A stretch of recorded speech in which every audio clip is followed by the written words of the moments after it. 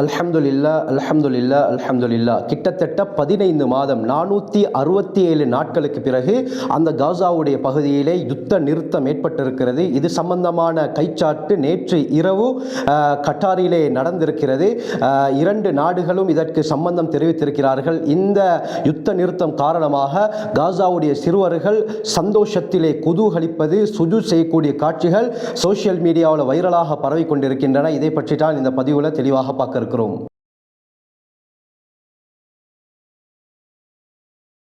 அல்ஹம்துலில்லாஹி ரப்பில் ஆலமீன். அஸ்ஸலாத்து வஸ்ஸலாமு அலா ரசூலில்லாஹி அம்மா பஅத். கண்ணியத்திற்குரிய இறைவனின் நல்லடியார்களே, அல்லாஹ்வின் சாந்தியும் சமாதானமும் என்றென்றும் நம் அனைவர் மீதும் உண்டாவதாக. ஒரு சந்தோஷமான செய்திகளுடன் உங்களை நான் சந்திக்கிறேன். அது என்னண்டா, கடந்த 1.5 வருடங்களாக, அதாவது 15 மாதங்கள், கிட்டத்தட்ட 467 நாட்களாக இந்த இஸ்ரேல் பலஸ்தீன் யுத்தம் தொடர்ச்சியாக நடந்து கொண்டிருக்கிறது. இதன் மூலமாக எத்தனையோ உயிரிழப்புகள், பல சேதங்கள் ஏற்பட்டிருக்குது. இந்த யுத்தத்திற்கு தற்பொழுது ஒரு முடிவு ஏற்பட்டிருக்குது. உலகத்திலே இருக்கக்கூடிய மக்கள் எதிர்பார்த்த நாள், காசாவுடைய மக்கள் எதிர்பார்த்த நாள் இன்று தான் கண்ணியமானவர்களே. அது என்னண்டா, இன்றைக்கு 16ஆம் தேதி, நேற்று இரவு 15ஆம் தேதி இரவு கட்டாரில் நடந்த பேச்சுவார்த்தை வெற்றியை ஏற்படுத்தியிருக்கிறது. 2 நாடுகளும் இதற்கு சம்மதம் தெரிவித்து அந்த அக்ரிமெண்ட்ல கைச்சாத்திட்டு இருக்கிறார்கள். ஆனால் ஒரு நிபந்தனையுடைய பேர்ல தான் இந்த கைச்சாத்திடப்பட்டிருக்குது. அது என்னண்டா, பலஸ்தீனில் இருக்கக்கூடிய இஸ்ரேலிய பணைய கைதிகள் 33 பேர் விடுவிக்கப்பட வேண்டும்.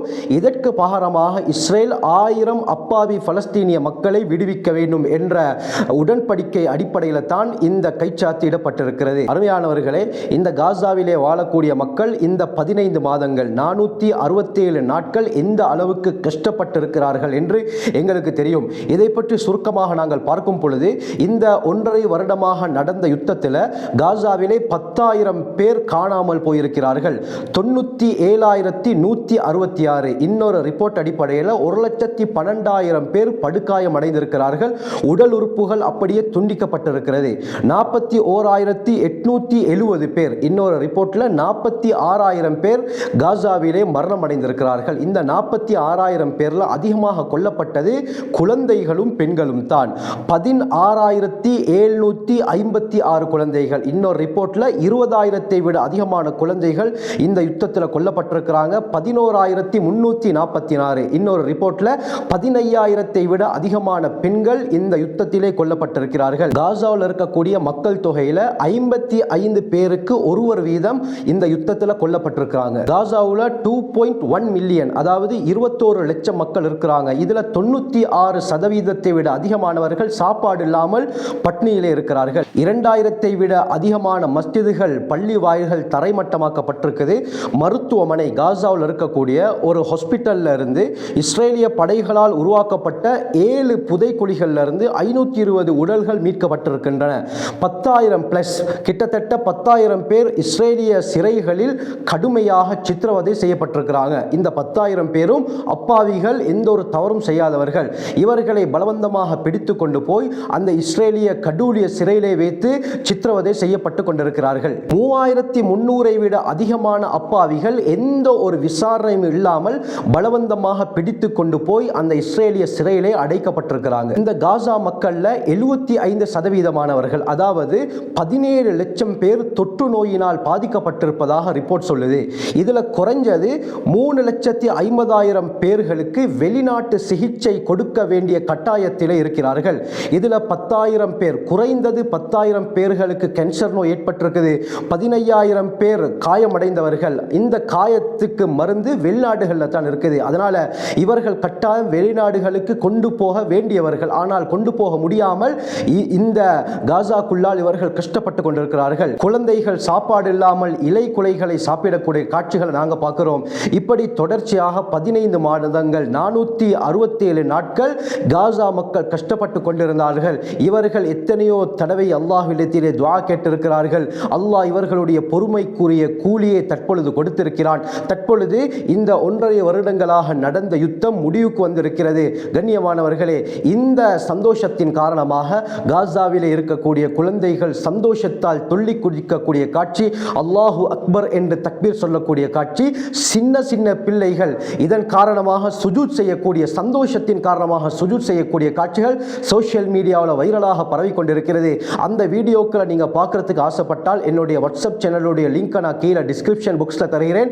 அந்த வாட்ஸ்அப் சேனலில் இது சம்பந்தமான வீடியோக்களை நான் அப்லோட் பண்ணுகிறேன். இந்த உடன்படிக்கை, இந்த பேச்சுவார்த்தை முழுமையாக 20ஆம் திகதிக்குள்ளால் நடந்து முடிய வேண்டும். அந்த பணைய கைதிகளை 20ஆம் தேதிக்கு முன்னால் அவர்கள் மாற்றிக்கொள்ள வேண்டும் என்று டொனால்ட் ட்ரம்ப் சொல்லியிருக்கிறார். காரணம் என்னண்டா, கடந்த நவம்பர் 4ஆம் திகதி நடந்த ஜனாதிபதி எலெக்ஷன் டொனால்ட் ட்ரம்ப் அமோக வெற்றி பெற்று இந்த மாதம் 20ஆம் திகதி அவர் ஜனாதிபதியாக ஆக இருக்கிறார். அதற்கான முன்னேற்பாடுகள் வாஷிங்டனில் தடப்புடலாக நடந்து கொண்டிருக்கிறது.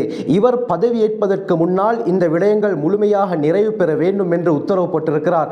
அந்த அடிப்படையில் நேற்று கட்டாரில் நடந்த இந்த பேச்சுவார்த்தை வெற்றி அளித்திருக்கிறது. முக்கியமாக கட்டாரை சேர்ந்த, ஈஜிப்டை சேர்ந்த பிரமுகர்கள் இந்த பேச்சுவார்த்தையில் கலந்து கொண்டு இந்த விடயத்தை வெற்றியாக நிரூபித்திருக்கிறார்கள். இன்னொரு முக்கியமான விஷயம் என்னண்டா, நாங்கள் புனித ரமலானை முன்னோக்கி கொண்டிருக்கிறோம். வரக்கூடிய மாதம் இறுதியில் அல்லது மார்ச் ஆரம்பத்தில் ரமலான் வர இருக்கிறது.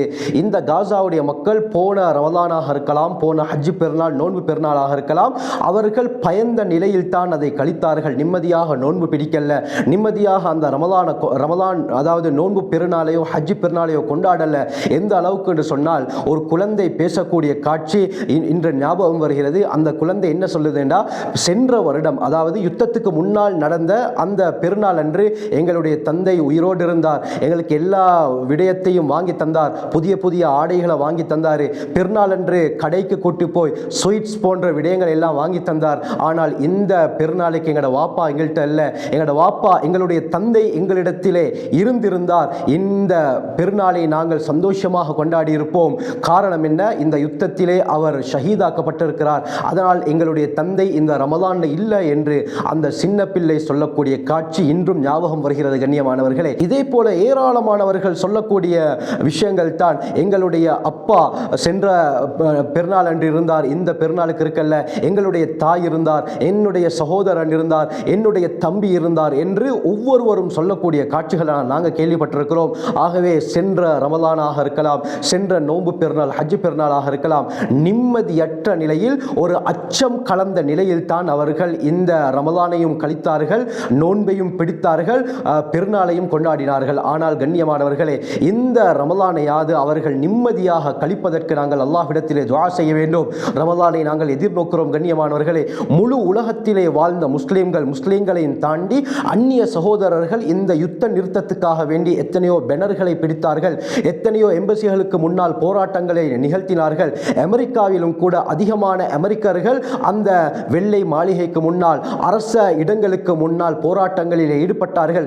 அனைவருடைய முயற்சியுடைய பலன் தற்பொழுது கிடைத்திருக்கிறது. கண்ணியமானவர்களே, அது மட்டுமல்லாமல் ஸ்ரீலங்காவில் இருந்தும், இந்தியாவில் இருந்தும், உலக நாடுகளில் இருந்தும் இந்த காசா மக்களுக்கு ஒரு சுதந்திரம் கிடைக்க வேண்டும், ஒரு நிம்மதி கிடைக்க வேண்டும், இந்த யுத்தம் முடிவுக்கு வர வேண்டும் என்பதற்காக எத்தனையோ சகோதரிகள் உம்ரா செய்தார்கள். அவர்களுடைய எல்லா அமல்களையும் அல்லாஹ் கபூல் செய்வானாக. அவர்களுடைய துஆக்களை அல்லாஹ் சுப்ஹானஹு வ தஆலா ஏற்றுக்கொண்டு விட்டான். கண்ணியமானவர்களே, இந்த யுத்தம் தொடர்ச்சியாக நிறைவு பெற வேண்டும். இடையில் திரும்ப இந்த யுத்தம் ஆரம்பிக்க கூடாது. அப்படி ஆரம்பித்தால் மீண்டும் பாதிக்கப்படுவது இந்த அப்பாவி மக்கள் தான். இதுவரைக்கும் இஸ்ரேலும் அமெரிக்காவும் சேர்ந்து காசாவில் 93% இடங்களை நாசமாக்கிவிட்டார்கள், அப்படி இல்லாமலாக்கிவிட்டார்கள். தற்பொழுது மக்கள் இருப்பதற்கு இடமில்லாமல் டென்ட்களில் தான் வாழ்ந்து கொண்டிருக்கிறாங்க.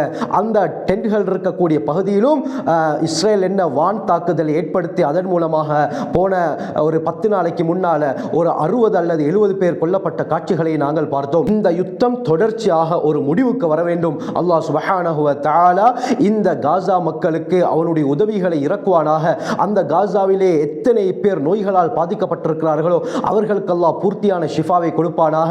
யாரெல்லாம் மரணித்திருக்கிறார்களோ அவர்களுக்கு அல்லாஹ் உயர்ந்த சுவர்க்கத்தை கொடுப்பானாக. யாரெல்லாம் தங்களுடைய குடும்பத்தாரை இழந்திருக்கிறார்களோ அவர்களுக்கு அல்லாஹ் ஆறுதலை கொடுப்பானாக. காசாவில் மட்டுமல்ல, பூரா உலகத்தில் யாரெல்லாம் கஷ்டத்திலே இருக்கிறார்களோ அனைவருடைய கஷ்டத்தையும் அல்லாஹ் நீக்கி சுபிட்சமான வாழ்க்கை ஏற்படுத்துவானாக. எங்களை அவனுடைய தீனுக்காக வேண்டி அல்லாஹ் கபூல் செய்வானாக. ஜஸாக்குமுல்லாஹு கைர். வாஹிரு தஅவானா அல்ஹம்துலில்லாஹி ரப்பில் ஆலமீன்.